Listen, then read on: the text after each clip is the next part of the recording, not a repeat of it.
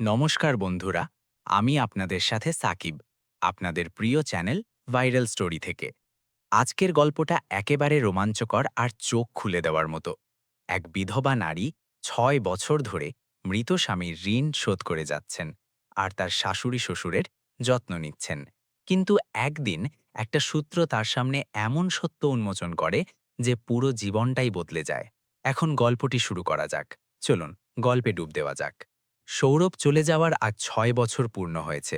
এই ৬ বছরে এমন একটা মাসও যায়নি যখন আমি আমার শাশুড়ি শ্বশুরকে ১৮,০০০ টাকা পাঠাইনি। সৌরভের নেওয়া একটা ব্যবসার ধারের কিস্তি ছিল ওটা।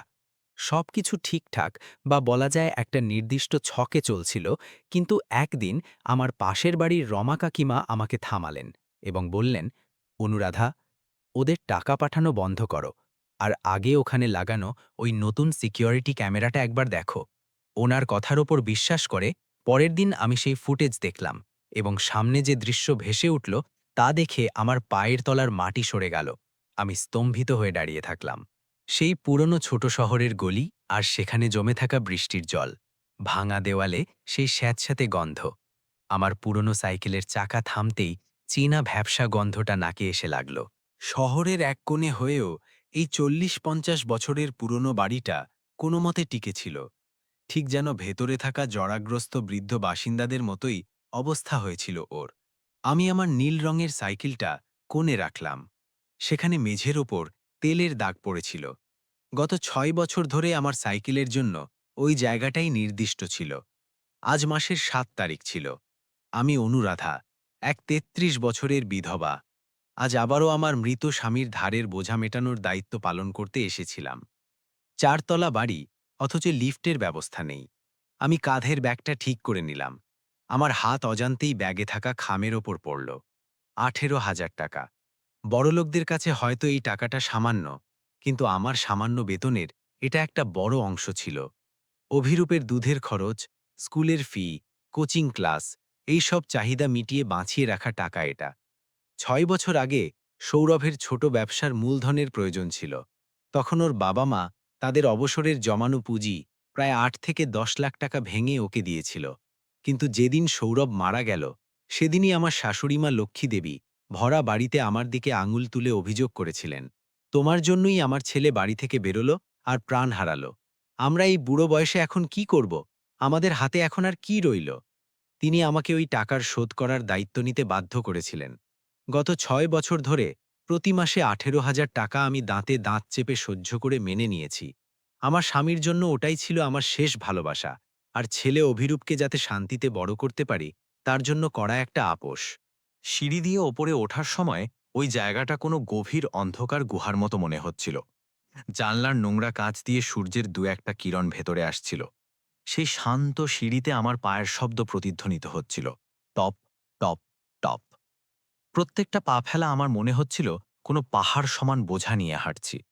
প্রথম তলায় সেনগুপ্তদের বাড়িতে রেডিওর জোরে আওয়াজ হচ্ছিল। দ্বিতীয় তলায় কারুর বাড়িতে মাছ ভাজার ঝাঝালো গন্ধ আসছিল। তৃতীয় তলায় এক তরুণ দম্পতি বিদ্যুতের বিল বেড়ে যাওয়া নিয়ে চিৎকার করে ঝগড়া করছিল। কিন্তু যখন আমি চতুর্থ তলায় পৌঁছলাম, তখন নিস্তব্ধতা ছেয়ে গেল। আর চতুর্থ তলায়, যেখানে আমার শাশুড়ি শ্বশুর থাকতেন, সেখানে তো শ্মশান নীরবতা ছিল, এক অস্বস্তিকর নিস্তব্ধতা। চতুর্থ তলার সিঁড়িতে দাঁড়িয়ে আমি থামলাম। ঘামে ভেজা কপালটা মুছলাম। বুকটা ধকপক করছিল, শুধু ৪ তলা ওঠার জন্য নয়, বরং ওই লোহার গ্রিলের দরজার সামনে দাঁড়ালে যে ভয়টা লাগত তার কারণে। ফ্ল্যাট নম্বর ৪০৮, শ্বশুর শাশুড়ির ঘর। আমি দরজায় ৩ বার একটা নির্দিষ্ট কায়দায় টোকা দিলাম। ঠক, ঠক, ঠক। ভেতরে নিস্তব্ধতা ছিল, কিন্তু আমি জানতাম ওরা ভেতরেই আছে। ওরা কখনোই কোথাও বাইরে যেত না। শ্বশুরমশাই হরিপদবাবুর কোমরে ব্যথার সমস্যা ছিল, আর শাশুড়িমা লক্ষ্মীদেবী সবসময় মাথা যন্ত্রণা আর মাথা ঘোরানোর অভিযোগ করতেন।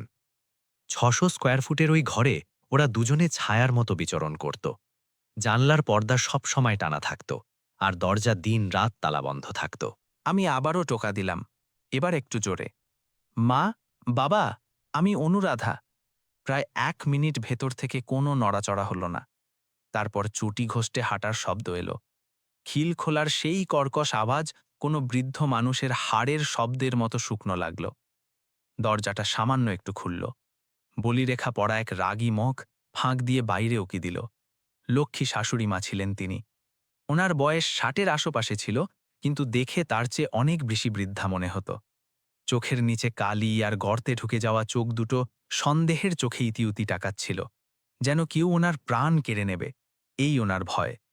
তিনি দরজাটা পুরো খুললেন না, শিকলটা লাগানোই ছিল, যেন ওনার আর আমার জগতের মাঝখানে তিনি ইচ্ছা করেই একটা দেওয়াল তুলে রেখেছিলেন। তুমি এসেছ?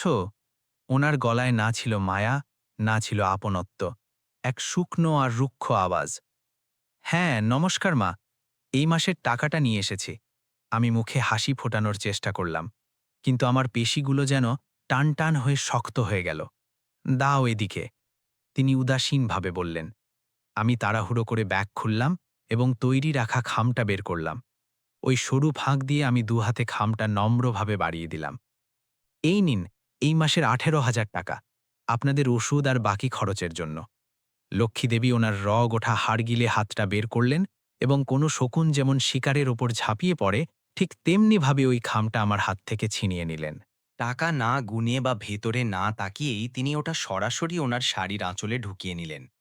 ওনার সেই অভ্যাসটা এতটাই যান্ত্রিক হয়ে গিয়েছিল যে আমার মনে হলো আমি ওনার বৌমা নই, বরং কোনো দেনাদার। অভিরূপ কেমন আছে? তিনি আমার চোখে না তাকিয়েই জিজ্ঞাসা করলেন। ওনার নজর আমার পেছনে সিঁড়ির দিকে ছিল, যেন কেউ ওপরে আসছে কিনা তার আন্দাজ নিচ্ছিলেন। ও ভালো আছে, সবসময় দাদু দিদিমার কথা মনে করে। এই রবিবার আপনাদের আপত্তি না থাকলে আমি ওকে নিয়ে আসব কি সারাদিন থাকার জন্য?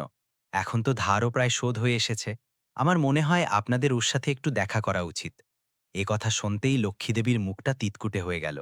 তিনি অস্বস্তিতে হাঁপ নাড়লেন। না না, তোমার শ্বশুরের কোমরে খুব ব্যথা, আর আমারও মাথা ঠিক নেই। ছোট বাচ্চা ঘরে থাকলে দাপাদাপি করবে, গোলমাল করবে। আমরা এখন ওই গোলমাল সহ্য করতে পারি না। আমাদের শরীর ভালো লাগলে আমরা জানাবো তোমাকে, তখন নিয়ে এসো ওকে। সবসময়ের সেই এক আর ধরাবাঁধা উত্তর। গত ৬ বছরে অভিরূপ ওই ঘরে হাতের আঙুলে গোনা কবার হয়তো গিয়েছে, আর প্রত্যেকবার ১৫ মিনিট হতে না হতেই কোনো না কোনো কারণ দেখিয়ে ওরা আমাদের বের করে দিতেন। ঠিক আছে, চলবে। আমি গলার কাছে দলা পাকিয়ে আসা কান্নাটা চেপে মাথা নিচু করে বললাম। আচ্ছা এসো এখন।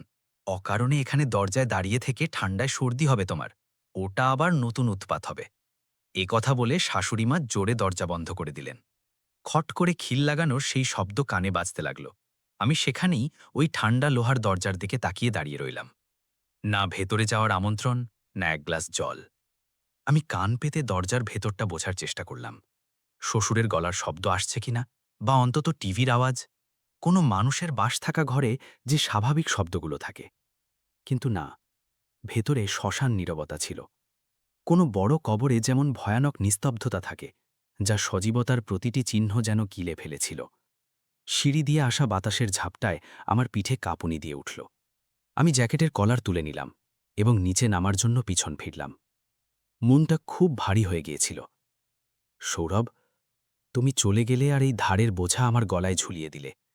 আমি ওটা মুখ বুজে শোধ করছি রে, কিন্তু তোমার মা বাবা তোমার ছেলের সাথে আর আমার সাথে এত নিষ্ঠুর কেন ব্যবহার করেন?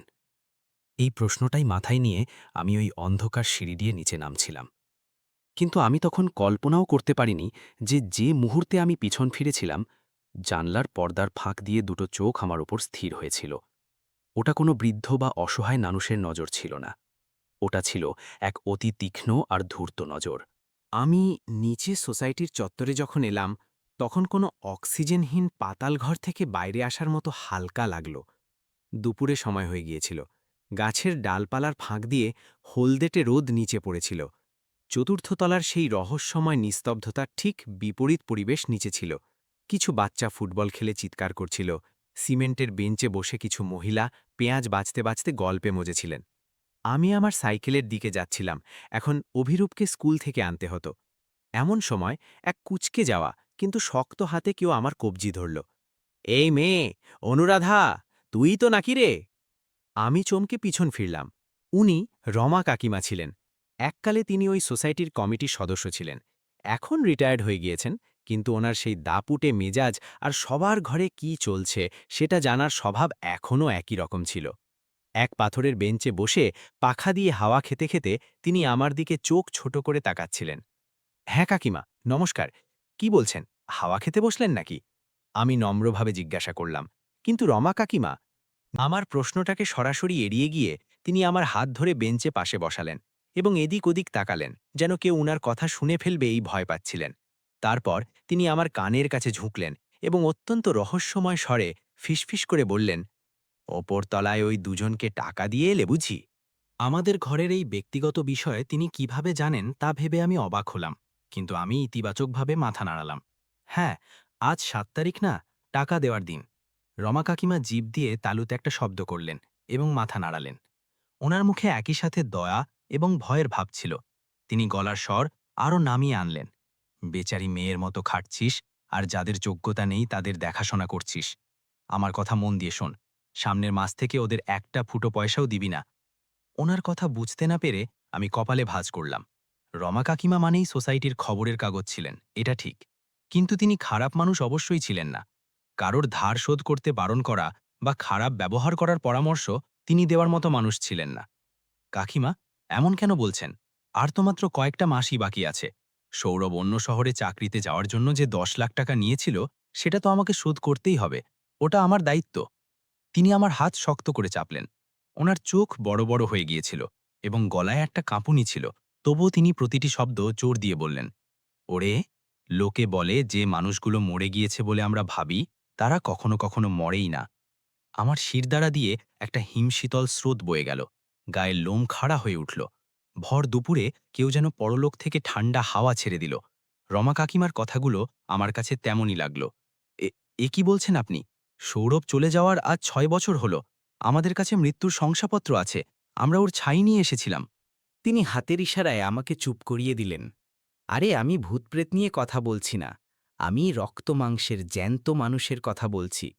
কখনো খেয়াল করিসনি, দিনের বেলা ওই ঘরটা কোনো মন্দিরের মধ্যে শান্ত থাকে, কিন্তু রাত 1টা-2টোর সময় ওখান থেকে আওয়াজ আসে। পরশু আমার ঘুম আসছিল না বলে আমি বারান্দায় এসে দাঁড়িয়েছিলাম। তখন আমি এক মানুষের ছায়াকে চতুর্থ তলার দিকে যেতে দেখলাম। ওর হাঁটার ভঙ্গিটা আমার খুব চেনা লাগলো রে, খুব চেনা। আমার বুকে ধুকপুকুনি বেড়ে গেল। ওর কাঁধটা কি একটু ঝুঁকে থাকে আর ও কি খুঁড়িয়ে হাঁটে? ঠিক তেমনই না? সৌরভের স্কুটার অ্যাক্সিডেন্ট হয়েছিল, তারপর থেকে ও ওভাবেই হাঁটত। রমা কাকিমার কথা শেষ হওয়ার আগেই আমি বলে উঠলাম, আর সবথেকে অদ্ভুত বিষয় কি জানিস? যেদিন তুই টাকা দিতে আসিস, সেই রাতেই বা তার পরের রাতে ওই ছায়াটা ওখানে দেখা যায়। আমি পাথরের মতো সেখানেই বসে রইলাম। মাথাটা শূন্য হয়ে গিয়েছিল। সৌরভের অন্য শহরে কাজ করার সময় দুর্ঘটনা ঘটেছিল। কোম্পানির লোকেরাই ছাই এনে দিয়েছিল। কাকিমা, আপনার কোনো ভুল হচ্ছে। এখন বয়সের কারণে হয়তো আপনি কম দেখছেন। আমি নিজেকে আর ওনাকে বোঝানোর এক করুণ চেষ্টা করলাম, কিন্তু আমার নিজের গলা কাঁপছিল। রমা কাকিমা আমার দিকে একটা তীক্ষ্ণ দৃষ্টি দিলেন। আমি বুড়ি হইছি রে, কিন্তু সঠমতি হয়নি এখনো। আমি দেখেছি ওকে নিজের চোখে। ও এমন একটা টুপি পরেছিল যাতে চোখ ঢাকা পড়ে যায়, আর মুখে মাস্ক ছিল। যদিও চোর হতো, তবে এদিক ওদিক লুকিয়ে চুরিয়ে চলাফেরা করত। কিন্তু এই লোকটা পকেট থেকে চাবি বের করল আর নিজের ঘর হওয়ার মতো দরজা খুলে ভেতরে ঢুকে গেল। রমা কাকিমা শ্বাস নেবার জন্য থামলেন এবং আবার বলতে শুরু করলেন, তোর যদি আমার ওপর বিশ্বাস না থাকে তবে সেটা তোর ব্যাপার, কিন্তু আমার কথা শোন আর একবার যাচাই করে নে। সোসাইটি এই তো কয়েকদিন আগে 3 আর 4 তলার মাঝখানের প্যাসেজে নিরাপত্তার জন্য নতুন ক্যামেরা লাগিয়েছে। তোর যদি কারুর সাথে চেনা থাকে তবে সেই ফুটেজ জোগাড় কর আর দেখ। এতটুকু বলে রমা কাকিমা আমার হাত ছেড়ে দিলেন এবং আবার এমনভাবে বসে রইলেন যেন কিছুই হয়নি। সেই পাখা দিয়ে হাওয়া খেতে থাকলেন। আমার পা থর থর করে কাঁপছিল। আমি কোনো মতে উঠলাম আর আমার সাইকেলের দিকে এগোলাম। মাথাটা ঝিমঝিম করছিল। চিন্তার চক্র শুরু হয়ে গিয়েছিল। রমা কাকিমার কথাগুলো ভেতর থেকে আমাকে কুড়ে কুড়ে খাচ্ছিল। ও মারা যায়নি, খুঁড়িয়ে হাঁটে। নিজের ঘরের মতোই দরজা খুলল। আমি কাঁপতে থাকা হাতে সাইকেলের চাবি লাগালাম। এক নাম না জানা অথচ তীব্র ভয়ের কালো মেঘ আমার মনের উপর চেপে বসতে শুরু করেছিল। যদি সৌরভ জ্যান্ত থাকে, তবে ওই ধারের এত বড় বোঝা আমার গলায় কেন ঝুলিয়ে দিল? রাস্তায় বিকেলের ভিড় ছিল, ট্রাফিকের গোলমাল, হর্নের আওয়াজ, কিন্তু আমার কানে কিছুই ঢুকছিল না। আমি এই জগৎ থেকে পুরোপুরি বিচ্ছিন্ন হয়ে গিয়েছিলাম। আমার মাথায় গত 6 বছরের স্মৃতির একটা চলচ্চিত্র স্লো মোশনে ঘুরছিল। শ্বশুর শাশুড়ির কাছে আমি যখন যখন যেতাম তখন তাদের সেই ব্যবহার আমার মনে পড়তে লাগলো। লক্ষ্মী শাশুড়িমা টাকার জন্য এত তাগাদা কেন দিতেন? সৌরভের নেওয়া ওই 10 লাখ টাকা তাদের জমানো পুঁজি ছিল মানছি, কিন্তু তাদের সেই টাকার সাথে সাথে কেন প্রয়োজন হতো? তাদের পেনশন আর এফডির সুদ মিলিয়ে মাসে 15-20 হাজার টাকা আসতো। ওই পুরনো সোসাইটিতে যেখানে খরচ কম ছিল, সেখানে 2 বৃদ্ধ মানুষের জন্য ওটা যথেষ্ট ছিল। তবে তাদের প্রতি মাসে আমার কাছ থেকে ওই 18,000 টাকা নগদে কেন চাই হতো? ওরা কি ওই টাকা জমাতো নাকি কাউকে পোষণ করত? আমার মনে পড়ল, গত বর্ষায় একবার প্রচণ্ড বৃষ্টি ছিল। আমি তাদের জন্য ফলের ব্যাগ নিয়ে গিয়েছিলাম। শাশুড়িমা যখন দরজা খুললেন তখন আমি দেখেছিলাম জানলা পর্দা সব শক্ত করে বন্ধ ছিল। ফ্যান তো ছিলই না, কিন্তু সাধারণ বাতাসটুকুও যাতে না আসতে পারে তেমন কেন করেছিলেন? 2 বৃদ্ধ মানুষ এমন গুমট গরমে কিভাবে থাকতে পারেন? নাকি ভেতরে আরও কেউ ছিল যার অস্তিত্ব তারা লুকাতে চাইছিলেন? মা! ছেলের ডাকে আমার হুঁশ ফিরল। আমি অভিরূপে স্কুলের গেটে পৌঁছে গিয়েছিলাম। ও ঘামতে ঘামতে আমার দিকে দৌড়ে এলো। আমি ওকে শক্ত করে জড়িয়ে ধরলাম, কিন্তু পেটের ভেতর ভয়ের সেই দলাটা তেমনই ছিল। অভিরূপের বাবা সৌরভ। যেদিন সৌরভের মৃত্যুর খবর এসেছিল, সেদিন আমি জ্ঞান হারিয়েছিলাম। শাশুড়িমা শুধু এটুকুই কেঁদে কেঁদে বলছিলেন, ও পরিবারের ভবিষ্যৎ উজ্জ্বল করতে গিয়েছিল। এখনো চলে যাওয়ার পর আমাদের কাছে কিছুই রইল না, শুধু ধার রয়ে গেল। তুই ওর বউ, তোকেই এখন এটা দেখতে হবে। আমার নাতির জন্য ওকে যাতে দাদু দিদিমা হারাতে না হয়, তাই আমি দিন রাত খেটে ওভারটাইম করে সেই টাকা শোধ করছিলাম। কিন্তু যদি রমা কাকিমার কথা সত্যি হয়? এই চিন্তায় আমার মন বিক্ষিপ্ত হয়ে গেল, এবং সামনে আসা একটা রিকশায় আমার সাইকেল ধাক্কা খেতে খেতে অল্পের জন্য বেঁচে গেল। মা, কি হলো তোর? শরীর খারাপ লাগছে নাকি? অভিরূপ ভয় পেয়ে জিজ্ঞাসা করল। কিছু না রে বাবা, একটু ক্লান্তি লেগেছে শুধু। বাড়ি এসে রান্নাবান্না সেরে অভিরূপকে ঘুম পাড়ালাম। তারপর আমি ল্যাপটপ খুলে বসলাম। স্ক্রিনের নীলচে আলো মুখে পড়ছিল, কিন্তু আমার মন কিছুতেই বসছিল না। আমি ড্রয়ার খুললাম আর আমার হিসেবের খাতাটা বের করলাম। এক পাতায় লাল কালিতে লেখা ছিল ধার, শাশুড়িমা, মোট 10 লাখ টাকা। আমি 56টি কিস্তি শোধ করেছিলাম, মাত্র 4টি কিস্তি বাকি ছিল। যদি সৌরভ জ্যান্ত থাকে, তবে এর অর্থ আমি এই ধার শোধ করছিলাম না, বরং আমাকে ঠকানো হচ্ছিল। আমার সেই খুঁড়িয়ে হাঁটার বিবরণ মনে পড়ল। 2019 সালে স্কুটার থেকে পড়ে যাওয়ার কারণে সৌরভের ডান পায়ের গোড়ালি ফ্র্যাকচার হয়েছিল। তারপর থেকে ওরভাবে খুঁড়িয়ে হাঁটার অভ্যাস হয়ে গিয়েছিল। সন্দেহ এখন অ্যাসিডের মতো আমার বিশ্বাসকে পুড়িয়ে দিচ্ছিল। আমার প্রমাণ চাইছিল। আমি ফোন তুললাম আর কন্ট্যাক্ট লিস্টে একটা নাম খুঁজলাম, ভাস্কর। ভাস্কর আমার মাস্তুতো ভাই, আইটিতে এক্সপার্ট ছিল। কম্পিউটার জগতে সব কিছু ও জানত। হ্যালো ভাস্কর, কি করছিস? আমি গভীর রাতে ফোন করলাম। অনুরাধা দিদি, আরে এত রাতে? সব ঠিক আছে তো? ভাস্কর, তুই কি ব্যস্ত? আমার একটা সাহায্য দরকার ছিল। বল না দিদি, কি হয়েছে? গলাটা এমন অদ্ভুত লাগছে কেন? আরে, তোর কি এমন কেউ চেনা আছে যারা সিকিউরিটি ক্যামেরার কাজ দেখে? আমার শাশুড়ি মায়েদের বিল্ডিংয়ে। ওপাশ থেকে কিছুক্ষণ নীরবতা ছিল। ওই পুরনো বিল্ডিংটা না, মধ্যপাড়ার? হ্যাঁ, ওখানে ক্যামেরা বসানো এজেন্সিটা আমার বন্ধুরই। কেন গো, চুরি টুরি হয়েছে নাকি? হ্যাঁ, তেমনই কিছু। আমার ব্যাগটা সিঁড়িতে পড়ে গিয়েছে বলে মনে হচ্ছে। 3 আর 4 তলার মাঝখানে সিঁড়ির ক্যামেরার রেকর্ডিং কি পাওয়া যাবে? গত 3 মাসেরটা চাই। ঠিক আছে, আমি কাল সকালেই জিজ্ঞাসা করে তোকে জানাচ্ছি। প্লিজ ভাস্কর, খুব জরুরি। ফোন যখন রাখলাম তখন আমার হাত ঘামে ভিজে গিয়েছিল। ধনুক থেকে তীর ছুটে গিয়েছিল। সত্যের খোঁজ শুরু হয়ে গিয়েছিল। পরের দিন দুপুরে এক ছোট চায়ের দোকানে আমি ভাস্করের সাথে দেখা করলাম। ও সময় মতো এসেছিল। ও ব্যাগ থেকে ল্যাপটপ বের করল। দিদি, কি হয়েছে তোর? মুখটা একদম শুকিয়ে গিয়েছে, ও দুশ্চিন্তার সাথে বলল। আমি হাসার চেষ্টা করলাম। কিছু না রে, কিছু পাওয়া গেল? ভাস্কর ইতিবাচক সায় দিল। তোর ভাগ্য ভালো, সব রেকর্ডিং ক্লাউডে সেভ ছিল। বন্ধু অ্যাক্সেস দিয়েছে। কবে হারিয়েছে ব্যাগ? তারিখ বল। গত মাসের 7 তারিখ দেখতো, রাত 1টা থেকে 3টের মধ্যে। ভাস্কর শান্তভাবে টাইপিং করল। এই দেখ, পাওয়া গিয়েছে। 7 তারিখের ফুটেজ। এই দেখ। ও ল্যাপটপের স্ক্রিনটা আমার দিকে ঘুরিয়ে দিল। ফুটেজটা সাদা কালো ছিল এবং কিছুটা অস্পষ্ট ছিল। ক্যামেরার অ্যাঙ্গেল ছিল 3 তলা থেকে 4 তলার দিকে যাওয়ার সিঁড়িতে। প্যাসেজ ফাঁকা ছিল। ঘড়িতে তখন রাত 1:45 হয়েছিল। সিঁড়ি দিয়ে একটা ছায়া উপরে আসতে দেখা গেল। আমার হৃৎপিণ্ড যেন থমকে গেল। সেই লোকটা একটা জ্যাকেট পরেছিল, আর মাথার টুপিটা এতটাই নিচে টেনে রেখেছিল যে অর্ধেক মুখ ঢাকা ছিল, মুখে মাস্ক ছিল। ভাস্কর, থামো, ওই ভিডিওটা স্লো মোশনে করো তো একটু। আমার নিজের গলা নিজের কাছেই অচেনা লাগল। ভাস্কর বাটন টিপল। লোকটা সিঁড়ি দিয়ে উঠছিল। প্রথমে ডান পা, তারপর বাঁ পাটা একটু ঘষটে টেনে টেনে তুলছিল। যখন ও বাঁ পায়ের ওপর ভর দিচ্ছিল, তখন ওর বাঁ কাঁধটা একটু ঝুঁকে যাচ্ছিল। সেই হাঁটা আমি কিভাবে ভুলতে পারি? আমি ফুপিয়ে ওঠা কান্না আটকানোর জন্য মুখে হাত দিলাম। এতে কোনো সন্দেহ ছিল না, ও সৌরভ ছিল। আমি চোখ বড় বড় করে স্ক্রিনের দিকে তাকিয়ে রইলাম। সেই লোকটা ৪০৮ নম্বর দরজার কাছে পৌঁছালো।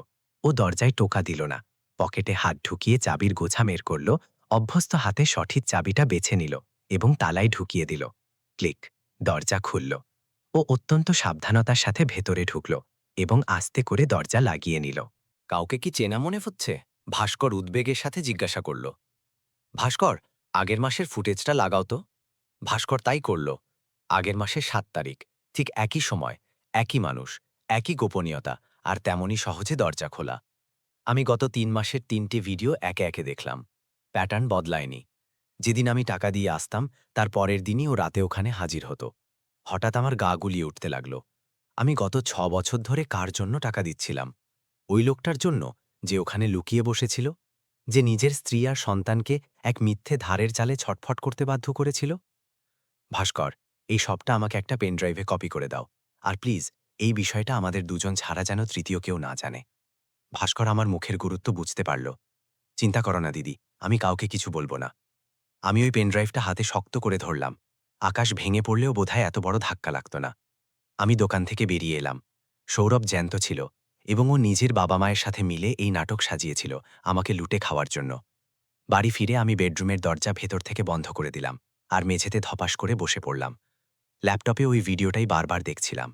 ওর গায়ে থাকা ওই জ্যাকেটটা অন্য শহরে যাওয়ার আগে আমি নিজে ওকে কিনে দিয়েছিলাম। সৌরভ মরেনি, তবে ও নিজের মৃত্যুর নাটক কেন করল? ধারের মিথ্যে কারণ দেখিয়ে আমাকে টাকা দিতে কেন বাধ্য করল? আমার সেই দিনটার কথা মনে পড়ল যেদিন ওর মৃত্যুর খবর এসেছিল। শ্বশুর-শাশুড়ি হাও হাও করে কেঁদেছিলেন। কিন্তু অন্ত্যেষ্টিক্রিয়া হওয়ার পরেই তৎক্ষণাৎ তারা সেই তথাকথিত ধারের প্রসঙ্গ তুলেছিলেন। মারে, সৌরভ এই পরিবারের জন্যই গেল। এখন তো ও নেই, আমরা বুড়ো হয়েছি, আমাদের আয় বলতে কিছু নেই। আমরা ওকে যে ১০ লাখ টাকা দিয়েছিলাম তা তো ডুবেই গেল। এখন দেখি কি করা যায়। তারা আমার সহমর্মিতা আর দায়িত্ববোধের অপব্যবহার করেছিলেন। তারা জানতেন যে আমি আমার শ্বশুর-শাশুড়িকে কখনোই মাঝপথে ছেড়ে দেব না। আর সেটারই সুযোগ নিয়ে তারা গত ৬ বছর ধরে আমাকে তাদের এটিএম মেশিন বানিয়ে রেখেছিলেন। আমার দুঃখ এখন ক্রোধে রূপান্তরিত হয়েছিল। এমন এক আগুন যা ধীরে ধীরে দাউ দাউ করে জ্বলছিল। সুদে আসলে আর উপঢৌকন ধরে প্রায় ১২-১৩ লাখ টাকা। আমার ঘাম, আমার চোখের জল দিয়ে আমি পাই পাই করে জমিয়ে আমার স্বামীর ভূতকে আর তার ২ সহযোগীকে পালন করছিলাম। দেওয়ালে মালা পরানো শৌলমের হাসি মুখের ফটোর দিকে আমি তাকালাম। আমার ইচ্ছা করছিল ওই ফটোটা ভেঙে চুরমার করে দিই। কিন্তু না, আসবাবপত্র ভাঙচুর করে কিছু অর্জন হবে না। আমাকে শান্ত থাকতে হবে, ওদের চেয়ে বেশি বুদ্ধিমত্তা দিয়ে চলতে হবে। তুমি মরা মানুষের নাটক খুব ভালো করেছো সৌরভ, আমি বিড়বিড় করলাম। ঠিক আছে, এখন আমাকেও আরও কয়েকদিন এক সহজ সরল স্ত্রীর নাটক করতে দাও। কিন্তু এবার এই নাটকের পরিচালক হব আমি। আমি ড্রয়ার খুলে খাতা বের করলাম আর পরিকল্পনা বানাতে শুরু করলাম। ১. ভিডিওর লোকটির পরিচয় নিশ্চিত করা, আলাঙ্কি নিশ্চিত ছিলামই। ২. শ্বশুর-শাশুড়ির আসল আর্থিক অবস্থা খুঁজে বের করা। ৩. সৌরভ ঠিক কোথায় লুকিয়ে আছে তা খুঁজে বের করা। আগামীকাল থেকে শিকার শুরু হতে যাচ্ছিল, আর আমি আমার নিজের মৃত স্বামীর শিকার করতে যাচ্ছিলাম। পরের দিন আমি রোজকার মতো উঠলাম। অভিরূপকে জলখাবার দিলাম, স্কুল ড্রেস ইস্ত্রি করলাম, ওকে স্কুলে পৌঁছে দিলাম আর কাজে গেলাম। একটা স্টিকি নোটে আমি আবারও হিসেব কষলাম। মূলধার ১০ লাখ, মাসে ১৮,০০০ গুণিতক ৫৬ মাস, মানে প্রায় ১০ লাখ হয়। কিন্তু উৎসব, জন্মদিন, ওষুধ, এসবের জন্য আমি সবসময় বাড়তি টাকা দিতাম। ৬ বছরে আমি তাদের যে পরিমাণ টাকা দিয়েছিলাম তা ১২ লাখের ওপর চলে যাচ্ছিল। এই টাকায় আমার আর অভিরূপের জীবন কতটা বদলে যেত। কিন্তু আমি সেই সবটাই ওই চতুর্থ তলার অতল গর্তে ঢেলে দিয়েছিলাম।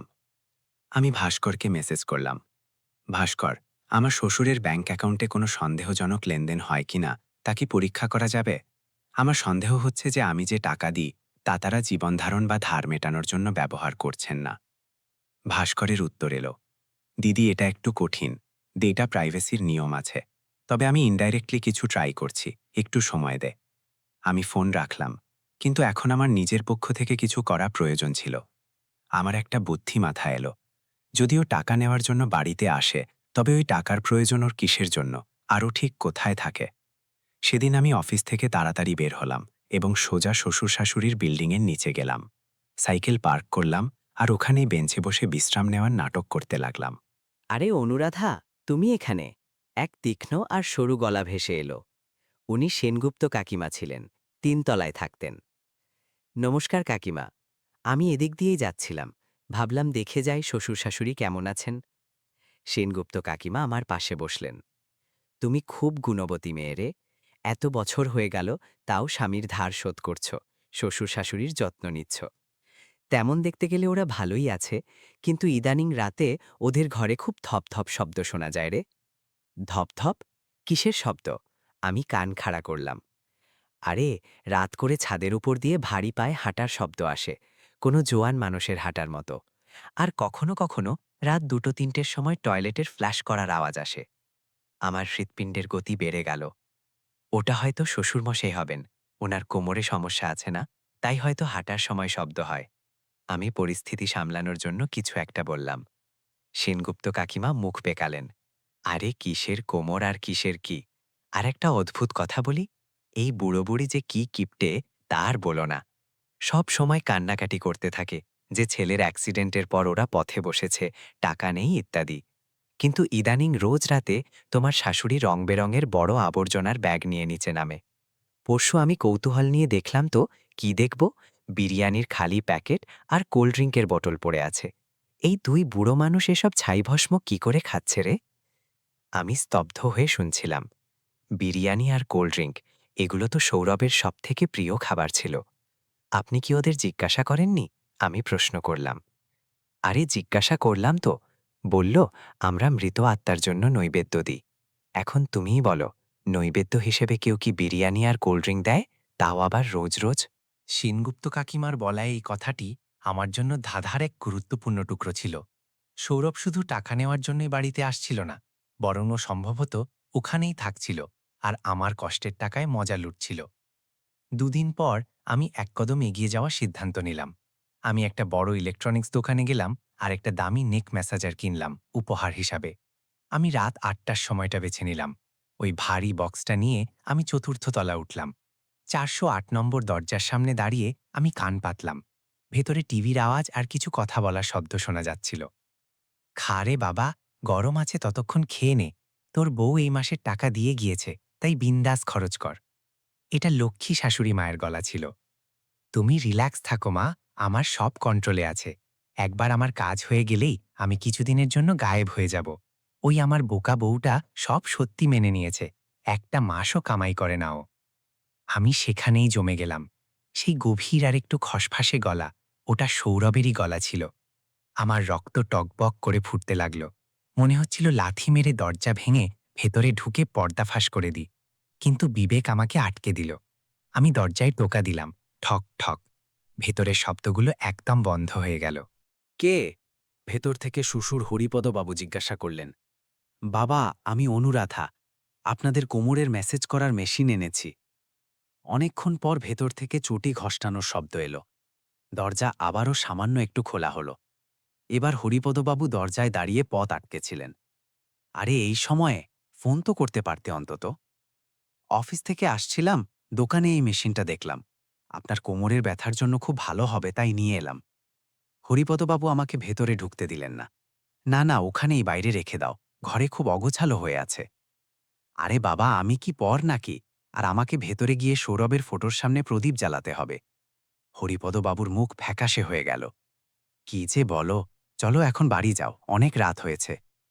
এমন সময় ভেতরের বেডরুম থেকে কাশির শব্দ এলো, এক পুরুষের শুকনো আর ছোট কাশি। হরিপদবাবু চমকে উঠলেন। তোমার শাশুজির আবার কাশি উঠেছে, যাও তুমি এখন।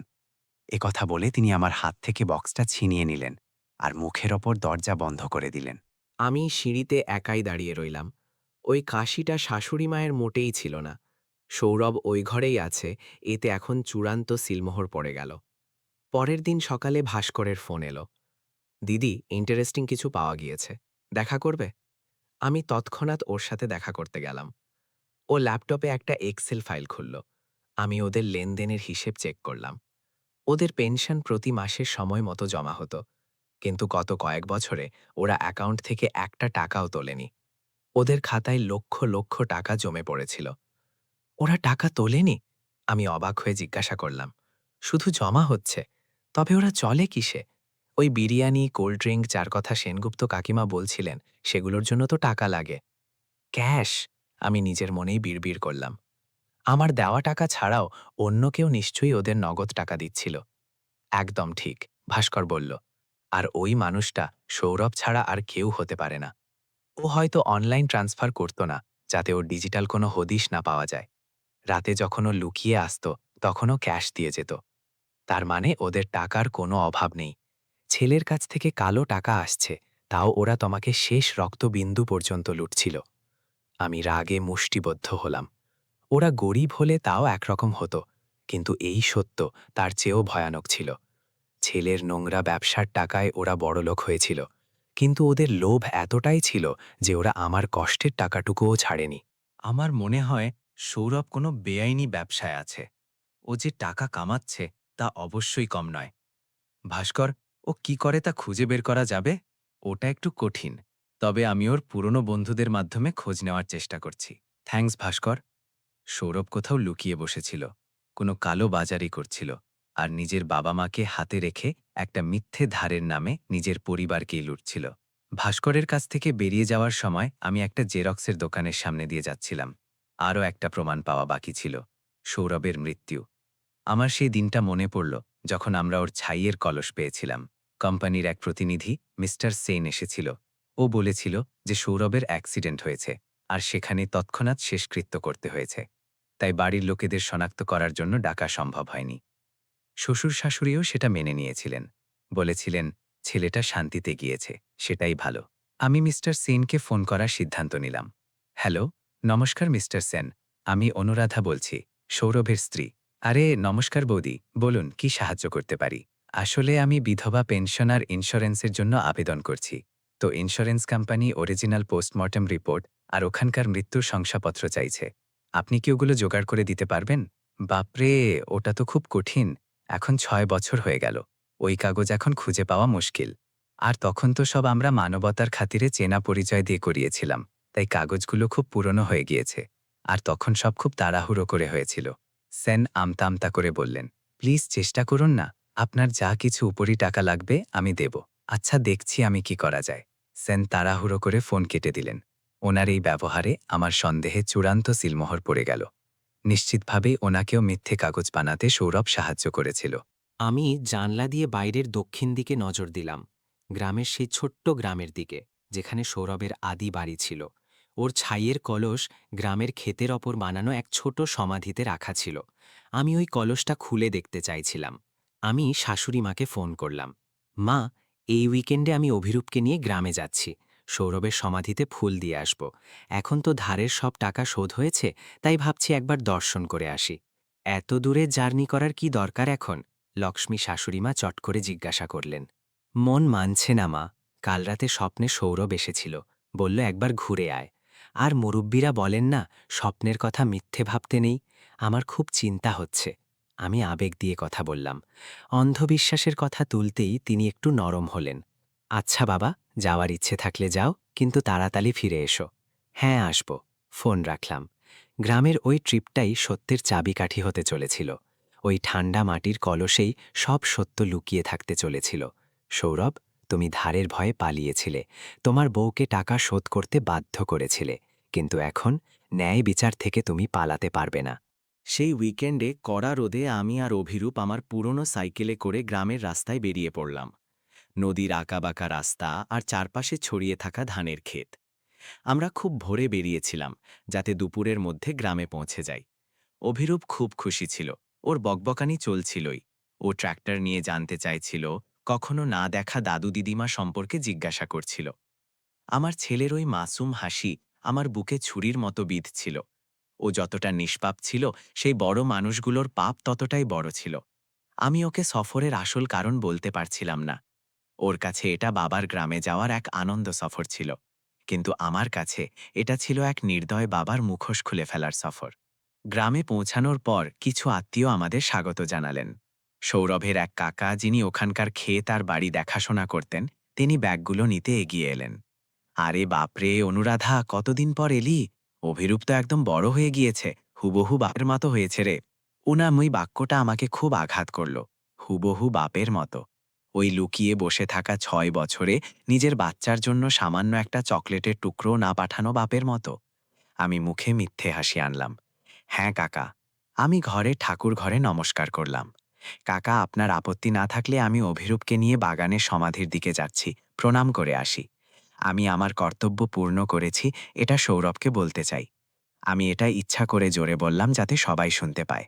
কাকা বললেন, যা মা, ভালো করেছিস, সৌরভের আত্মা শান্তি পাবে। কিন্তু খেয়ে যা না, এখন খুব রোদ হয়েছে। না কাকা, আমরা এখনই যাচ্ছি, আমাদের বিকেলে আবার শহরে রওনা দিতে হবে, কাল অভিরূপের স্কুল আছে। আমি আমার প্ল্যান দুপুরেই কার্যকর করতে চাইছিলাম, যখন সবাই বিশ্রাম নিচ্ছিল বা খাওয়া দাওয়ায় ব্যস্ত ছিল।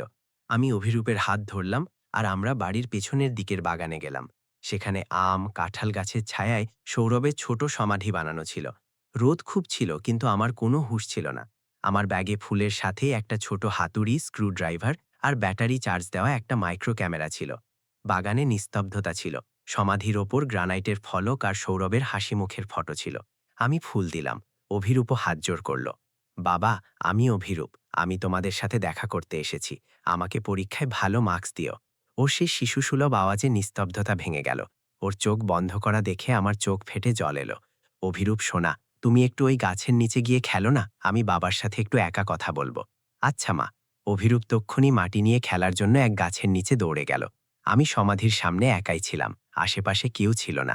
দুপুরের রোদের কারণে গ্রাম একদম শুনশান ছিল। আমি এক দীর্ঘশ্বাস নিলাম। কাঁপতে থাকা হাতে আমি জ্যাকেটের ভেতর লুকানো ক্যামেরা চালু করলাম। প্রমাণের জন্য এটা রেকর্ড করা জরুরি ছিল। সেই সমাধির কাঠামোতে একটা ছোট খোপ ছিল, যেখানে ছায়ের কলস রাখা হয়েছিল, আর বাইরে থেকে কাঁচের দরজা ছিল। কাকার কাছে ওটার চাবি ছিল, কিন্তু সৌভাগ্যবশত অন্ত্যেষ্টিক্রিয়ার দিন তিনি একটা চাবি আমাকেও দিয়েছিলেন, কখনো পরিষ্কার করার দরকার পড়লে লাগবে বলে। তিনি স্বপ্নেও ভাবেননি যে এই চাবিটাই একদিন এমন ভয়ানক সত্য ফাঁস করবে। আমি চাবি তালায় ঢোকালাম। ক্লিক। আওয়াজটা শুকনো আর স্পষ্ট ছিল। কাঁচের দরজা খুলল। ভিপুল লাভাকির কলসটা ছিল। তাতে সৌরভ সেন এবং তারিখ খোদাই করা ছিল। আমি ওই কলসটা হাতে তুললাম। ওটা ঠান্ডা ছিল, মৃত্যুর শীতলতা নয়, ওটা ছিল প্রতারণার শীতলতা। আমি ওটা নিচে মেঝের উপর রাখলাম। ব্যাগ থেকে স্ক্রুড্রাইভার বের করলাম। কলসের ঢাকনা সিলিকন দিয়ে সিল করা ছিল। ওটা খোলার সময় যাতে শব্দ না হয়, সেজন্য আমাকে খুব সাবধান থাকতে হচ্ছিল। কপাল দিয়ে খামের ধারা বইছিল। হৃৎপিণ্ডের থকপকানি কোনো ঢোলের মতো বাজছিল। এই মুহূর্তে কেউ আমাকে দেখলে শ্মশান চোর ভাবত। খট! সিলিকনের একটা টুকরো খসে পড়ল। আমি শ্বাস বন্ধ করে রইলাম এবং আবার চেষ্টা করলাম। কিছুটা কসরকের পর ঢাকনা আলগা হলো। শেষ এক ধাক্কায় ঢাকনা খুলে গেল। আমি ভেতরে উঁকি দিলাম। ফাঁকা। মানে একদম ফাঁকা নয়, তলায় সামান্য ধূপের গুঁড়ো ছিল, আর ছোট বাচ্চার হাতের মুঠির মতো সাইজের ২-৩টি পাথর ছিল। ঘরবাড়ি তৈরির সময় যে খোয়া ব্যবহার করা হয় তেমন পাথর। না, ছায়ের অংশ, না মানবদেহের কোনো অবশেষ। আমার পা কাঁপতে লাগল। আমি সেখানেই মাটিতে ধপাস করে বসে পড়লাম আর ওই নির্জীব পাথরগুলোর দিকে শূন্য দৃষ্টিতে তাকিয়ে রইলাম। যদিও আমার সন্দেহ ছিলই, তবু সেই সত্য নিজের চোখে দেখাটা এক বিশাল ধাক্কা ছিল। ৬ বছর, পুরো ৬ বছর আমার সংসার, আমার পরিবার কয়েকটা পাথরের পূজা করছিল। ৬ বছর আমি আর আমার ছেলে যে কলসের সামনে হাত জোড় করেছি, তাতে শুধু ইট পাথর ছিল। এটা নিষ্ঠুরতার শেষ সীমা ছিল, এক ভয়ানক তামাশা ছিল। আমি ক্যামেরা তুললাম এবং কলসের ভেতরের দৃশ্য রেকর্ড করতে শুরু করলাম। প্রতিটি পাথর, প্রতিটি কণা আমি ফোকাস করলাম। রেকর্ড করার সময় আমি চাপা গলায় কিন্তু দৃঢ়ভাবে বললাম, আজ ২০ মে ২০২৬। আমি অনুরাধা সেন, সৌরভ সেনের স্ত্রী। আমার স্বামীর গ্রামের বাড়িতে থাকা সমাধির কলসটি আমি খুলেছি। এতে মানুষের অস্থি বা ছাই নয়, বরং শুধু পাথর আছে। এটা প্রমাণ যে সৌরভের মৃত্যু একটা ভণ্ডামি। রেকর্ডিং শেষ হওয়ার পর আমি ওই পাথরগুলো আবার কলসে ভরলাম, ঢাকনা লাগালাম এবং সাথে আনা ফেভিকুইক দিয়ে ওটা আবার সিল করে দিলাম। আমি সবকিছু এত নিখুঁতভাবে করলাম যে কলস খোলার সামান্যতম চিহ্ন অবশিষ্ট রইল না। কলসটি আবার জায়গা মতো রেখে আমি কাঁচের দরজাটা লাগিয়ে তালা বন্ধ করে দিলাম। সবকিছু আগের মতোই স্বাভাবিক দেখাচ্ছিল, কিন্তু আমার মনে তখন এক ঝড় উঠছিল। মা, এই দেখো, আমি কত বড় একটা প্রজাপতি পেয়েছি! অভিরূপ দূর থেকে চিৎকার করে উঠল। আমি তাড়াহুড়ো করে চোখ মুছলাম, জামাকাপড় ঠিক করলাম এবং মুখে হাসি ফুটিয়ে ওর সামনে গেলাম। আরে বাহ, খুব সুন্দর তো! চল, এখন রোদ খুব বেড়েছে, আমরা বেরোই। আমি ওর হাত ধরলাম, আর আমরা বাগান থেকে বেরিয়ে এলাম। আমার পেছনে সেই মিথ্যে সমাধিটা দাঁড়িয়েছিল, আমার স্বামীর এবং তার পরিবারের প্রতারণার এক স্মারক হিসেবে। কিন্তু ওটা বেশি দিন টিকবে না, এটা আমি মনে মনে ঠিক করে নিয়েছিলাম। আমরা কাকার বাড়িতে অল্প স্বল্প খাওয়া দাওয়া করলাম এবং অভিরূপের পেট ব্যথা করছে এই অজুহাত দেখিয়ে শহরের দিকে রওনা দিলাম। পথে আমি একটা হাইওয়ে হোটেলের সামনে থামলাম। অভিরূপকে হোটেলের বাইরে থাকা দোলনায় খেলতে বলে আমি হোটেলের ওয়াইফাইয়ে কানেক্ট হলাম। আমাকে শান্তভাবে চিন্তা করে পরবর্তী পদক্ষেপ নিতে হতো। আমি ফেসবুক খুললাম এবং সৌরভের পুরনো বন্ধুদের প্রোফাইল খুঁজতে লাগলাম। আমার মনে পড়ল ওদের একটা গ্রুপ ছিল যাদের সাথেও সবসময় আড্ডা দিত। তাদের মধ্যে ওর সবথেকে কাছের বন্ধু ছিল রাহুল। অন্ত্যেষ্টি ক্রিয়ার দিন রাহুল ছোট বাচ্চার মতো কেঁদেছিল। ও আমার হাত ধরে বলেছিল, বৌদি চিন্তা করো না, আমি আছি তো, কখনো কোনো কিছুর প্রয়োজন হলে আমায় মনে করো, আমি তক্ষুনি হাজির হব। কিন্তু তারপর থেকেও গায়েবই হয়ে গিয়েছিল। আমি ওর নাম সার্চ করলাম, প্রোফাইল পাওয়া গেল। ডিপিতে একটা বড় মোটর বাইকের ছবি ছিল। আমি ওর টাইমলাইনে গেলাম। ও সারাক্ষণ পাব আর হোটেলের ছবি পোস্ট করত। আমি ওর সাম্প্রতিক ছবিগুলো দেখছিলাম। একটা ছবি আমার নজর কেড়ে নিল। রাহুল হাতে ড্রিঙ্কের গ্লাস ধরে চিয়ার্স করছিল। ওর বাঁ হাতে একটা ঘড়ি ছিল, কালো রঙের ডায়েল আর লেদারের বেল্টওয়ালা সোনি ঘড়ি। আমি ছবিটা জুম করলাম। আমার হৃৎপিণ্ড যেন একটা স্পন্দন মিস করল। ওই ঘড়িটা, ওটা আমি সৌরভকে আমাদের বিয়ের দ্বিতীয় বিবাহবার্ষিকীতে গিফট দিয়েছিলাম। আমার ওটা খুব ভালো করে মনে ছিল, কারণ ওর পেছনের দিকে আমি S&A অর্থাৎ সৌরভ আর অনুরাধা খোদাই করে নিয়েছিলাম। আর তার চেয়েও বড় কথা হল, সৌরভের পুরনো স্কুটার থেকে পড়ে যাওয়ার কারণে ওই বেল্টের বাকলের কাছে একটা গভীর আঁচড় পড়েছিল। ছবিটা সামান্য অস্পষ্ট হলেও ওই আঁচড়টা স্পষ্ট দেখা যাচ্ছিল। রাহুলের হাতে সৌরভের ঘড়ি কি করছে? মিস্টার সেন তো বলেছিলেন যে দুর্ঘটনায় সৌরভের সব জিনিস পুড়ে ছাই হয়ে গিয়েছে। তবে এই ঘড়িটা এর কাছে কিভাবে এলো? এর একটাই অর্থ ছিল, সৌরভ নিজে ওকে ওটা দিয়েছে, অথবা সৌরভ ওর সাথেই আছে। আমি ওর আরও কিছু ছবি দেখলাম। রাহুল সবসময় শিলিগুড়ি আইটি পার্ক এলাকার ছবি পোস্ট করত। সব সূত্র এখন মিলতে শুরু করেছিল। আমার শ্বশুর শাশুড়ির অ্যাকাউন্টে টাকা জমা হওয়ার লোকেশনও ওই একই এলাকার ছিল। রাহুলই ওর সঙ্গী ছিল। ওই সৌরভকে কালো টাকা সাদা করতে আর বাড়ির লোকেদের সাথে যোগাযোগ রাখতে সাহায্য করছিল। আর সম্ভবত সৌরভ রাহুলের বাড়ির কাছে বা অফিসের কাছেই লুকিয়েছিল। আমি সব প্রমাণের স্ক্রিনশট নিলাম। আমার হাতে এখন এক গুরুত্বপূর্ণ সুতো লেগেছিল। রাহুলই এখন সৌরভের গুহা পর্যন্ত পৌঁছানোর চাবিকাঠি ছিল।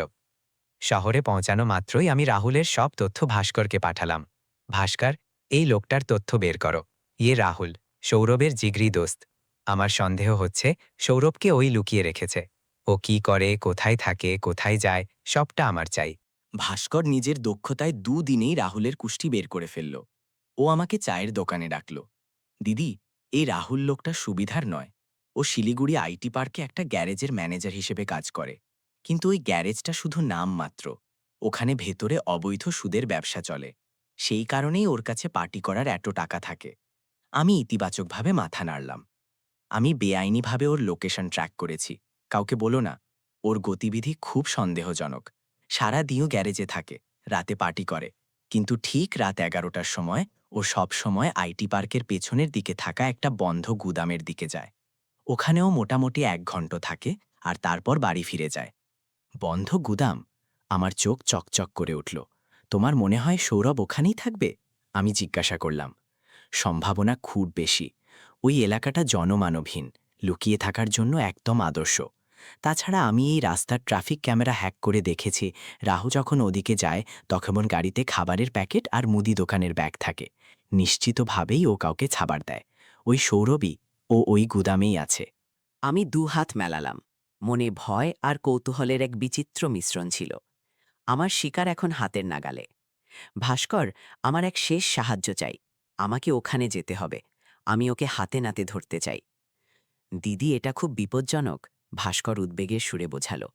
এই লোকগুলো সহজ সরল নয়, গুন্ডা প্রকৃতির। ওদের সম্পর্ক ভাইগিরি করা লোকেদের সাথে থাকে। তুমি একলা মেয়ে, কাল যদি ভালো মন্দ কিছু হয়ে যায়, আমরা পুলিশকে ডাকি না হয়।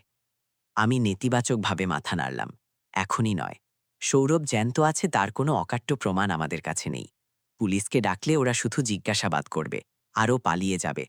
আমি ওর গলার আওয়াজ, ওর ভিডিও রেকর্ড করতে চাই, যেখানে ও এই সবটা স্বীকার করছে। ওটা স্বীকারোক্তি হলে তবেই আমরা ওকে আইনিভাবে ধরতে পারব। ভাস্কর এক দীর্ঘশ্বাস ছাড়ল। ঠিক আছে, আমিও তোমার সাথে আসব। আমার কাছে কিছু গ্যাজেট আছে যা আমাদের সাহায্য করবে, আর আমি টুকটাক সেলফ ডিফেন্সও জানি। কিন্তু তোমাকে কথা দিতে হবে যে আমি যা বলবো তেমনই চলবে, কোনো তাড়াহুড়ো করবে না। কথা দিচ্ছি। থ্যাঙ্কস ভাস্কর। আমরা সেই রাতের শিকারের পরিকল্পনা বানালাম। রাহুলের রুটিন অনুযায়ী ও পরের দিন রাতে গুদামে সব জিনিস নিয়ে যাওয়ার কথা ছিল। ওই সময়টাই মোক্ষম ছিল। আমি বাড়ি এলাম আর বিয়ের ফটোর দিকে তাকালাম। সৌরভের ওই হাসি এখন আমার কাছে ঘৃণ্য লাগছিল। তুমি খুব ভালো লুকিয়েছিলে সৌরভ, কিন্তু তুমি একটা কথা ভুলে গিয়েছ। মিথ্যে কখনোই ১০০ বছর টেকে না। কাল রাতে আমি তোমার মুখোশ খুলে দেব। আমি অভিরূপকে কাছে টেনে নিলাম আর ওর কপালে চুম খেলাম। সোনা, চিন্তা করো না, মা তোমাকে বিচার পাইয়ে দেবে। এখন আমাদের আর ওই বিশ্বাসঘাতকের জন্য টাকা দেওয়ার দরকার নেই। চূড়ান্ত লড়াই এখন শুরু হতে যাচ্ছিল, আর আমি তার জন্য প্রস্তুত ছিলাম। পরের দিন দুপুরে আমি অভিরূপকে মায়ের কাছে রেখে এলাম।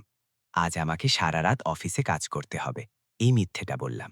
মা উদ্বেগের সাথে জিজ্ঞাসা করলেন, কিন্তু আমি ওনাকে আশ্বস্ত করলাম। রাত ৮টার সময় ভাস্করের এক বন্ধুর পুরনো একটা গাড়ি নিয়ে এলো। আমরা ছদ্মবেশ নিয়েছিলাম, মাথায় টুপি আর মাস্ক ছিল। ভাস্কর আমাকে প্যানের মতো দেখতে একটা যন্ত্র দিল।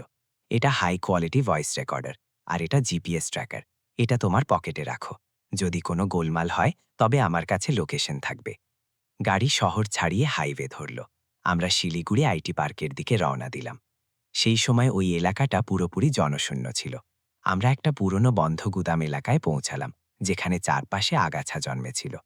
আমাদের গাড়ি এখানেই রাখতে হবে, আর বাকিটা পায়ে হেঁটে যেতে হবে, ভাস্কর বলল। ওই ইঞ্জিনার লাইট বন্ধ করে দিল। আমরা নিঃশব্দে গাড়ি থেকে নামলাম। ঘুটঘুটে অন্ধকার ছিল, শুধু ঝিঝি পোকার ডাক আর বাতাসের শোঁ শোঁ শব্দ শোনা যাচ্ছিল। আমরা ঝুঁকে এক জংধরা বেড়ার আড়ালে ওই বড় গুদামের দিকে এগোলাম, যা এক ফাঁকা ময়দানের মাঝখানে দাঁড়িয়েছিল। জিপিএস অনুযায়ী রাহুল কাছে আসছে, আমাদের লুকাতে হবে, ভাস্কর ফিসফিস করে বলল। আমরা মূল দরজা থেকে প্রায় ২০ মিটার দূরে থাকা কিছু জংধরা ড্রামের পেছনে লুকালাম। রাত ১১:১৫ হয়েছিল। একটা গাড়ির হেডলাইটের আলো দেখা গেল। বাইকের আওয়াজ কাছে আসছিল। ওই রাহুলই ছিল। বাইক গুদামের সামনে থামল। ও হেলমেট খুলল। ও রাহুলই ছিল। ওর কাছে দুটো বড় প্লাস্টিকের ব্যাগ ছিল। ও শাটারের কাছে গেল আর এক বিশেষ ছন্দে শাটারটিতে লাথি মারল। জোরে, আস্তে, জোরে। শাটার গড়গড় করে উপরে উঠে গেল। ভেতর থেকে হলদেটে আলো বাইরে ছড়িয়ে পড়ল। অন্ধকার থেকে এক মানুষ বাইরে এলো। ও ময়লা গেঞ্জি, শর্টস আর চটি পরেছিল। ওর চুল লম্বা আর উস্কো খুস্কো ছিল, দাড়ি বেড়ে গিয়েছিল। ও আগের চেয়ে বেশি কালো আর রোগা হয়ে গিয়েছিল। কিন্তু ওই চোখ, ওই নাক, ওই সামান্য ঝুঁকে থাকা পিঠ, এতে কোনো সন্দেহ ছিল না। ও সৌরভই ছিল, আমার স্বামী, আমার ছেলের বাবা, যার জন্য আমি ৬ বছর ধরে শোক পালন করছিলাম। ও আমার সামনে রক্তমাংসের জ্যান্ত মানুষ হয়ে দাঁড়িয়েছিল। যদিও আমি মানসিক প্রস্তুতি নিয়েছিলাম, তবু ওকে এভাবে সামনে দেখে আমার শ্বাসরুদ্ধ হয়ে আসলো। জোরে চিৎকার করে না উঠি, তাই আমি নিজের ঠোঁট এত জোরে কামড়ে ধরলাম যে রক্ত বেরিয়ে আসার উপক্রম হলো। সব এনেছিস তো? সৌরভ কর্কশ গলায় জিজ্ঞাসা করল। সৌরভের গলা ঘড়ঘড়ে এবং রুক্ষ ছিল। সব এনেছিস তো? সব আছে, ড্রিঙ্কস, খাবার, নতুন জামাকাপড়। রাজার মতো আছিস সেখানে তুই, রাহুল হেসে বলল এবং ব্যাগগুলো ওর হাতে দিল। কোনো রাজা না রে, এটা একটা নরক শুধু। আর মশা তো জীবন অতিষ্ঠ করে দিচ্ছে। মনে হচ্ছে এখানে আমি পাগল হয়ে যাব। সৌরভ ব্যাগগুলো নিয়ে পেছনে ঘুরল। রাহুল বাইক ভেতরে নিল এবং শাটার নিচে নামিয়ে দিল। চল, আমাদের আরও কাছে যেতে হবে, ভাস্কর ফিসফিস করে বলল। আমরা সতর্কভাবে গুদামের দেয়ালের কাছে পৌঁছালাম। সেখানে একটা ফাটল ছিল, যেখান থেকে ভেতরের আলো আর আওয়াজ বাইরে আসছিল। আমি চোখ লাগিয়ে ভেতরে তাকালাম। এক কোণে সৌরভের সংসার ছিল।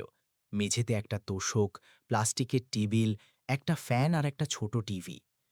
ওরা দুজন নিচে বসল আর ড্রিঙ্কের বোতল খুলল। আমি রেকর্ডার চালু করলাম এবং ওই ফাটলের কাছে ধরলাম। ওদের কথোপকথন আমি পরিষ্কার শুনতে পাচ্ছিলাম। নে, ঠান্ডা আছে, রাহুল বলল। সৌরভ একটা বড় চুমুক দিল এবং ঢেকুর তুলল। ওফ, এবার ভালো লাগছে। কি বলছে বাইরের জগৎ? কবে বেরোনোর প্ল্যান আছে? আমার মনে হয় আরও 1 মাস আমি অপেক্ষা করব। আমি দেখছি যে মা বাবা শেষ কিস্তিটা কবে পায়। আমার ওই বোকা বউটা এবার ধার পূর্ণ করেই ফেলবে। মানতেই হবে মেয়েটাকে। একটা মাসও কামাই করে না, একদম ঘড়ির কাঁটায় চলে। সৌরভ বিদ্রুপ করল। আর আমার মা বাবার অ্যাক্টিং তো অস্কার লেভেলের। ওরা গরিবের মতো কান্নাকাটি করে আর ও সেটা অন্ধের মতো বিশ্বাস করে। সত্যি ইয়ার, তোর বউ একদম সহজ সরল আর তুই আস্ত একটা শয়তান। তোর কর্মফলের ভয় লাগে না? রাহুল হেসে জিজ্ঞাসা করল। কিসের কর্মফল রে? আমি তো অন্য শহরে ওদের জন্যই টাকা কমাতে গিয়েছিলাম না। কিন্তু আমার কপালটাই পোড়া। ওখানে জুয়ারের নেশায় পড়লাম আর ওখানকার ভাই লোকেদের 40 লাখ টাকার ধার হয়ে গেল আমার উপর। যদি আমি না পালাতাম তবে ওরা আমায় মেরে ফেলত। আমাকে আমার মৃত্যুর নাটক করতে হয়েছে, নয়তো ওরা আমার পরিবার পর্যন্ত পৌঁছে যেত আর আমি ওই ধার শোধ করতে পারতাম না। আরে তোর মা বাবার তো কিছুই হারায়নি, সৌরভ কুৎসিতভাবে হাসল। আমি তো ওখান থেকে আসার সময় ভিখারি হয়েই এসেছিলাম। উল্টো ওখানেও জুয়ায় সব টাকা হেরেছিলাম। এখানে আসার পর যদি আমার বউয়ের কাছ থেকে টাকা না হাতাতাম তবে আমি কি খেতাম? আমার মা বাবার পেনশনে কি আমার চলতো? ধারের কারণ দেখিয়েছিলাম বলেই তো ওই অনুরাধা বলদের মতো খেটেছে। কিন্তু এখন তুই টাকা কামাচ্ছিস না, এখন তো অন্তত বাড়ির লোকেদের কাছে পৌঁছাতে পারিস? রাহুল জিজ্ঞাসা করল। হ্যাঁ, টাকা তো অনেক আছে আমার কাছে, কিন্তু ওর কাছ থেকে টাকা নেওয়ার যে মজা সেটা আলাদা। কেন নেব না? তাছাড়া এতে আমার মা বাবার প্রতিবেশীদের কাছে কান্নাকাটি করার একটা কারণ থাকে, আর আমি যে উপরি টাকা দিই তাতে কারোর সন্দেহ হয় না। যদি হুট করে ওরা বড়লোক হয়ে যেত তবে মানুষের নজরে আসতো। তুই একদম পাথর হয়ে গিয়েছিস রে সৌরভ। আর তোর বউ আর ওই ছেলেটা একদম ওদের মাঝপথে ছেড়ে দিলি। সৌরভ কিছুক্ষণ চুপ থাকল, তারপর বেপরোয়াভাবে বলল, যেতে দে ওদের। অনুরাধা অল্প বয়সী, দেখতেও সুন্দর। ওর কি পুরুষের অভাব আছে? আমি এক অর্থে ওর ভালোই করেছে। এখন ও ওর দ্বিতীয় জীবন শুরু করতে পারে। আমি টাকা নিই যাতে ও কাজে ব্যস্ত থাকে আর আমার ব্যাপারে চিন্তা করার সময় না পায়। মাঝে মাঝে আমার ওই ঘরের কথা মনে পড়ে। রাজার মতো থাকতাম আমি ওখানে, গরম খাবার, নরম বিছানা। আর এখন এই নরকে পড়ছি। কিন্তু সাবধানে থাকিস বন্ধু। পরশু তোর বউ হঠাৎ ওই মাসিন নিয়ে বাড়ি এসেছিল। আমার মনে হয় ওর সন্দেহ হয়েছে। যদি তুই এখানে বেশি দিন থাকিস তবে একদিন পুলিশ দরজায় এসে দাঁড়াবে। একটু ধৈর্য ধর। একবার নেপালে সটকে যেতে পারলে সব শেষ। তুই জগতের সবথেকে বড় শৈতান সৌরভ, রাহুল হেসে বলল। কিন্তু ওর গলায় এখন আর রসিকতা ছিল না। চল, এখন খাওয়া চালিয়ে যা আর চুপ থাক। আমি নিজের চিন্তা না করলে আর কে করবে? আমি রেকর্ডিং বন্ধ করলাম। বাস, এটুকুই যথেষ্ট ছিল। যে মানুষটাকে আমি প্রাণ দিয়ে ভালোবেসেছিলাম ও সত্যিই মরে গিয়েছে। এখন যে মানুষটা বসেছিল ও একটা রাক্ষস। আমি ভাস্করকে চোখের ইশারায় বেরোনোর সংকেত দিলাম। দিদি, ঠিক আছো তো? ও নিচু স্বরে জিজ্ঞাসা করল। আমি এর আগে কখনো এত ঠিক ছিলাম না। আমি চোখের জল মুছলাম, কিন্তু আমার গলা দৃঢ় ছিল। চল ভাস্কর, বেরোই। কালকের দিনটা হবে ওর শেষ দিন। পরের দিন সকালেই আমরা ভাস্করের চেনা এক বড় উকিলের কাছে গেলাম। সেখানে ওনাকে সব প্রমাণ দিলাম। অডিও রেকর্ডিং, ফাঁকা কলসির ভিডিও, সিকিউরিটি ফুটেজ। রেকর্ডিং শোনার পর উকিলও ক্ষেপে গেলেন। এটা সোজাসুজি জালিয়াতি, নথিপত্র জাল করা এবং ষড়যন্ত্র। প্রতারণার অঙ্ক আর নিজের মৃত্যুর নাটক সাজানোর ধূর্ততা দেখলে সৌরভ আর ওর মা বাবার নির্ঘাত জেল হবে। আমি ওদের নামে কেস করতে চাই। আমার টাকা ফেরত চাই, আর ওদের সাজা হতেই হবে। আমি দৃঢ়ভাবে বললাম। অবশ্যই আমি সাহায্য করব, কিন্তু আগে আমাদের পুলিশের সাথে কথা বলে ওদের গ্রেফতার করতে হবে। যদি ওরা টের পায় তবে সৌরভ পালিয়ে যেতে পারে।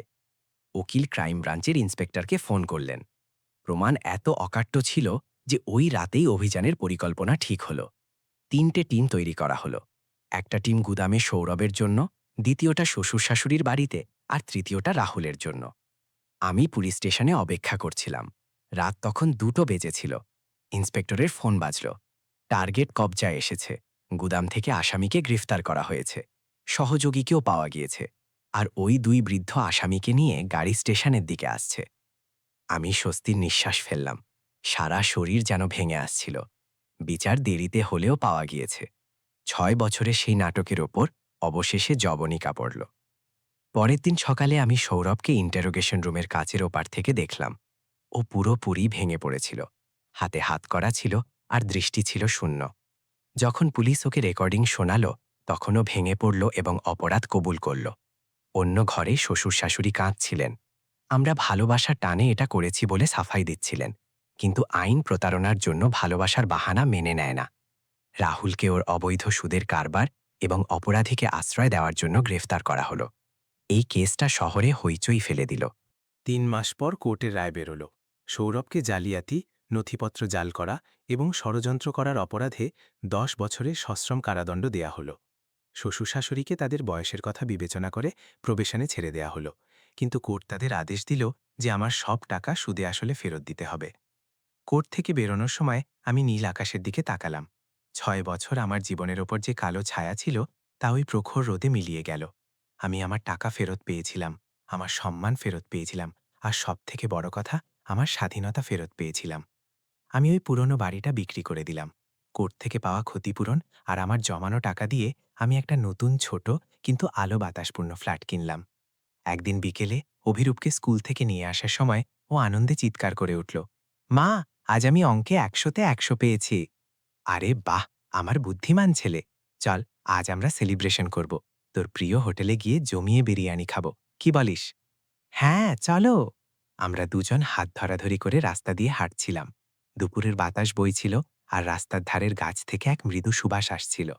আমি আমার ছেলের দিকে তাকালাম এবং হাসলাম। সেই অতীত এখন কারাগারের দেয়ালে বন্দী হয়েছে। আমাদের সামনে এক নতুন উজ্জ্বল এবং শান্ত ভবিষ্যৎ দাঁড়িয়েছিল।